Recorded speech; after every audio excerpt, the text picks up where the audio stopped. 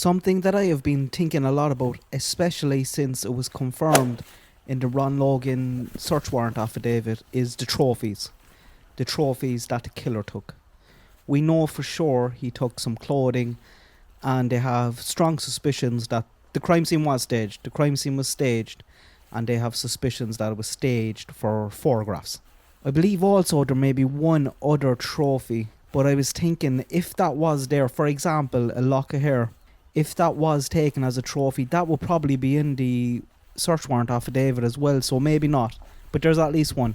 We know there is at least one sick trophy / souvenir taken from the crime scene. And it's such a ballsy and risky thing to do, isn't it? Because if you're nabbed with that, you're done. You're done. It's game over. How do you explain that if it's found in your house or in your car? Where did he put it? Where did the killer put it? Where did he stash it? I've been thinking about that and trying to put myself in the killer's shoes after the murder. Where is the best place to stash it? And I thought I came up with a really clever idea. I was thinking stash it in Dare Creek. Just bury it in the ground somewhere near, so that you're not taking it back in the car, you're not taking it back in the house. Only you know where it is. Dogs weren't brought in, so they're not going to find it. And you can go back and get it months, years later. But it's a bit silly also because it's crazy to assume that dogs aren't going to be brought in, and I think if they were, there's a good chance they'll lead you to that if they picked up a scent of him. Plus also the risk of going back getting it, the risk of going back to view it. Imagine someone walking the Delphi trails and seeing Tony Kline walk past them in 2021, 2022. So I don't think that happened. And I was just trying to think of ideas. I was just trying to think of where he could stash it. And something that keeps coming into my mind is he's a visual person. He will want access. He will want to see that again. He doesn't want to wait years to be able to go back and it might be there, it mightn't be there. He also, I imagine, doesn't want his trophies to be destroyed, so it's stored in some way. But where did BG take it? Where did he take it? He can't take them home, surely, but they are somewhere. We know Tony Kline is a person of interest in this case. If he is BG, if he is the killer, where did he stash it?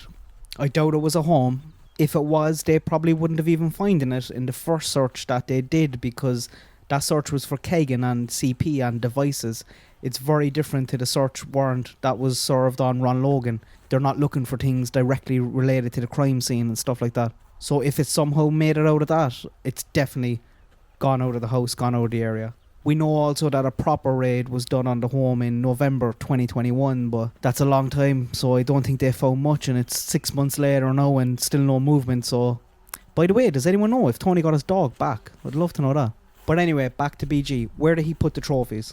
Club Country Road was brought up by the detectives in the Kegan interrogation. Kegan quickly snaps back, says he wasn't there, doesn't know what they're talking about. But they said his phone connected to Wi-Fi there. What time this was, I would love to know. Was Kegan dropped off? Was he collected? Was he visiting someone there? And I think it's very important, Club Country Road, because this was brought up and inserted into the interrogation by the detectives, and they don't insert much themselves. Every time I read that interrogation, I'm more and more impressed by the detectives and how they conducted that whole interview. And it makes me wonder, did trophies make their way to Club Country Road, for example? But another area I think a lot about is Vegas. When Tony and Kegan fled to Vegas, they fled a week after the murders, no doubt. This came on the back of the ski mask incident, not the Delphi murders.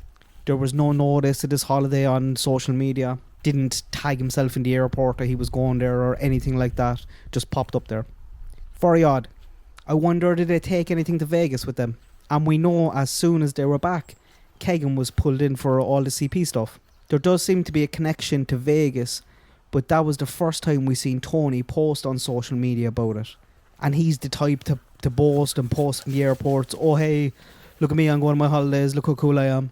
He did post about Vegas, but not till he got there. And the Chrysler HR department, I guarantee you, will have good info here as well, because that is not a planned trip. When did Tony ask for his holidays? When did he ask for the week off? I guarantee you it was late notice. Probably made up some excuse for Kegan needs to get him away or cheer him up or some crap like that. But I guarantee you that trip to Vegas was short notice. There's no way that trip was booked weeks or months in advance, because they fled. Did they take something with them? And going back to what I said earlier about BG being a visual person that would want access, if hypothetically the trophies did make their way to Vegas, you would expect BG to make a trip down there every now and again to have a look, to get his kicks. Unless, of course, you know for sure that the FBI are following you and up your arse. But if you got off scot-free, if you think you got off scot-free, you might make a visit down. It might become a little pilgrimage of sorts.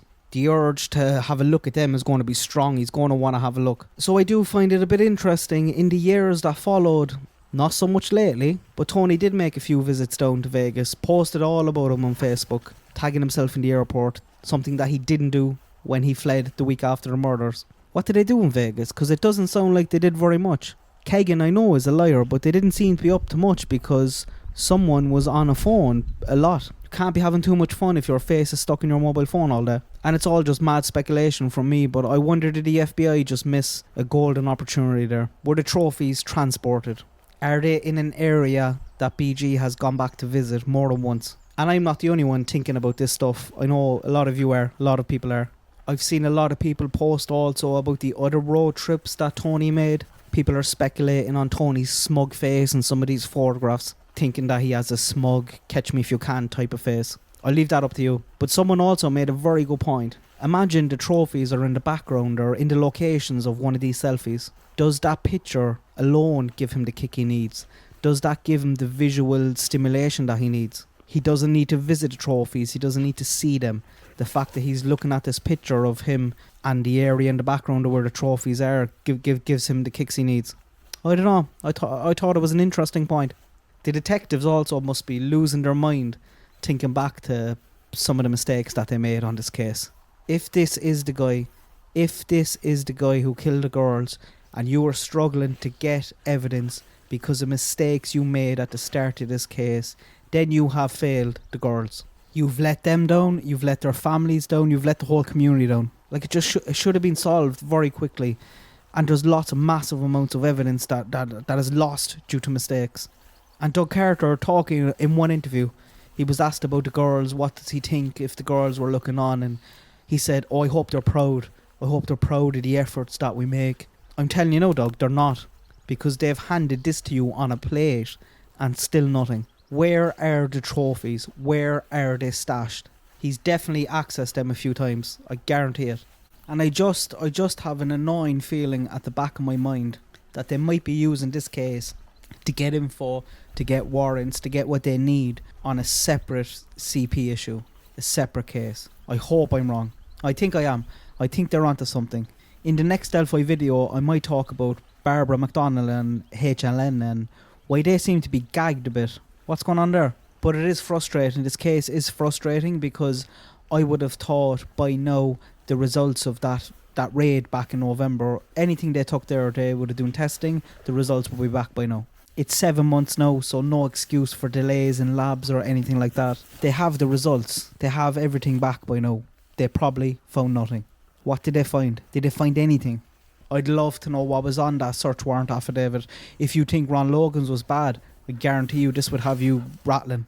And did Tony get his dog back? Does anyone know if Tony got his dog back? Let me know what you think. Where are the trophies? Are they still around? I think they are, or at least were up to very recently. Good luck, God bless. I hope today is the day.